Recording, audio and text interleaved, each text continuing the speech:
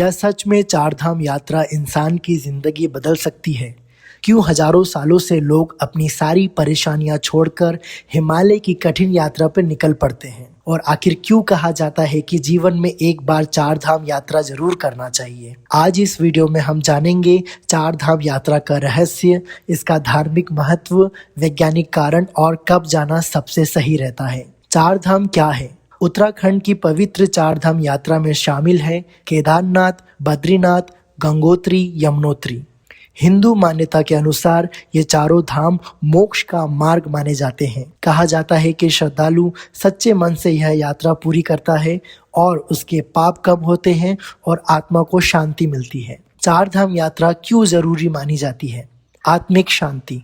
आज की भागदौड़ भरी जिंदगी में इंसान तनाव, चिंता और अकेलेपन से घिरा रहता है, लेकिन हिमालय की शांत वादियां, मंदिरों की घंटियां और मंत्रों की ध्वनि मन को अंदर से शांत करती हैं। कई लोग बताते हैं कि केदारनाथ पहुंचते ही उनका एक अलग ऊर्जा महसूस होती है। भगवान शिव और विष्णु का आशीर्वाद। केदारनाथ, मान्यता है कि महाभारत के बाद पांडव अपने पापों से मुक्ति पाने यहाँ आए थे। यहीं भगवान शिव ने उन्हें दर्शन दिए थे। बद्रीनाथ, यह भगवान विष्णु का धाम माना जाता है। कहा जाता है कि तपस्या करने से जीवन में सकारात्मक ऊर्जा आती है। गंगा और यमुना का उद्गम। गंगोत्री, यहीं से माँ गंगा धरती पे आई मानी जाती है। यमुनोत्री, यहाँ माँ यमुना का पवित्र स्थान है। हिंदू धर्म में गंगा स्नान को आत्मा की शुद्धि से जोड़ा जाता है। चौथा, मानसिक और शारीरिक शक्ति। चार धाम यात्रा आसान नहीं है। ऊंचे पहाड़, लंबा पैदल रास्ता और ठंडा मौसम इंसान की असली ताकत की परीक्षा लेता है, लेकिन यही कठिनाई इंसान को अंदर से मजबूत बनाती है। चार धाम यात्रा की पूरी कहानी। यमुनोत्री की कहानी। यमुनोत्री माँ यमुना का पवित्र स्थान माना जाता है। हिंदू धर्म में यमुना को सूर्य देव की पुत्री और यमराज की बहन कहा गया है। मान्यता है कि जो श्रद्धालु माँ यमुना का आशीर्वाद लेता है, उससे मृत्यु का भय कम होता है। कहा जाता है कि प्राचीन समय में ऋषि मुनि यहाँ तपस्या किया करते थे। यहाँ का गर्म पानी का कुंड आज भी लोगों के लिए आश्चर्य बना हुआ है। गंगोत्री की कहानी। गंगोत्री वही स्थान माना जाता है जहाँ माँ गंगा धरती पर अवतरित हुई थी। पुराणों के अनुसार राजा भागीरथ ने अपने पूर्वजों की मुक्ति के लिए कठोर तपस्या की थी। उनकी तपस्या से प्रसन्न होकर माँ गंगा स्वर्ग से धरती पर आने के लिए तैयार हुई थी, लेकिन गंगा का वेग इतना तेज था कि पृथ्वी सब कुछ बहा सकती थी। तब भगवान शिव ने गंगा को अपनी जटाओं में धारण किया। यहीं से माँ गंगा की पवित्र धारा पृथ्वी पर बहने लगी।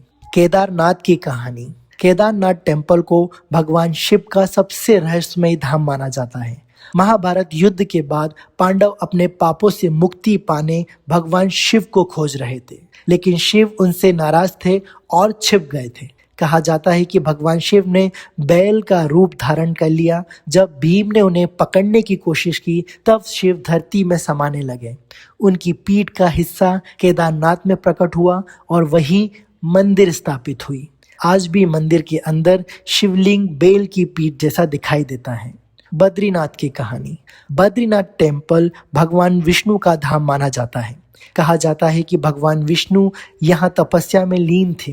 हिमालय की कठोर ठंड से उनकी रक्षा करने के लिए माँ लक्ष्मी ने बद्री यानी बेर के पेड़ का रूप धारण कर लिया था। इसी कारण इस स्थान का नाम बद्रीनाथ पड़ा। आदि शंकराचार्य ने भी इस मंदिर को दोबारा स्थापित करने में महत्वपूर्ण भूमिका निभाई थी। चार धाम यात्रा सिर्फ मंदिर देखने के लिए नहीं मानी जाती, यह इंसान के अंदर की यात्रा भी मानी जाती है। यमुनोत्री, जहाँ जीवन की नई शुरुआत होती है। गंगोत्री, जहाँ आत्मा की शुद्धि होती है। केदारनाथ, जहाँ पापों से मुक्ति मिलती है। बद्रीनाथ, जहाँ मोक्ष और शांति है। इसलिए कहा जाता है कि चार धाम यात्रा इंसान को अंदर से बदल देती है। वैज्ञानिक और प्राकृतिक कारण। बहुत लोग सोचते हैं कि यह सिर्फ धार्मिक यात्रा है, लेकिन इसके पीछे वैज्ञानिक कारण भी बताए जाते हैं। हिमालय की हवा बेहद शुद्ध होती है। ऊंचाई पर ऑक्सीजन कम होने से शरीर की क्षमता बढ़ती है। प्रकृति के बीच रहने से मानसिक तनाव कम होता है। इसलिए कई लोग चार धाम यात्रा को स्पिरिचुअल डिटॉक्स भी कहते हैं। चार धाम यात्रा कब करनी चाहिए? सबसे सही समय। चार धाम यात्रा आमतौर पर अप्रैल मई से शुरू होकर अक्टूबर नवंबर तक चलती है। सबसे अच्छा समय है मई से जून, सितंबर से अक्टूबर। इन महीनों में मौसम अपेक्षाकृत साफ रहता है। बारिश के मौसम में सावधानी। जुलाई और अगस्त में भारी बारिश और लैंडस्लाइड का खतरा बढ़ जाता है, इसलिए मानसून में यात्रा करते समय बहुत सावधानी जरूरी है। यात्रा पर जाते समय क्या रखें क्या नहीं। गर्म कपड़े, रेनकोट, अच्छे ट्रैकिंग शूज, जरूरी दवाइयाँ, पहचान पत्र, पावर बैंक और पानी की बोतल। और सबसे जरूरी, शरीर को पहले से थोड़ा सा फिट बनाएं। क्या सच में चार धाम यात्रा जीवन बदल देती है? बहुत से श्रद्धालु कहते हैं कि इस यात्रा के बाद उनके सोचने का तरीका बदल गया है, क्योंकि यहाँ इंसान सिर्फ मंदिर नहीं देखता, वो खुद को समझने लगता है।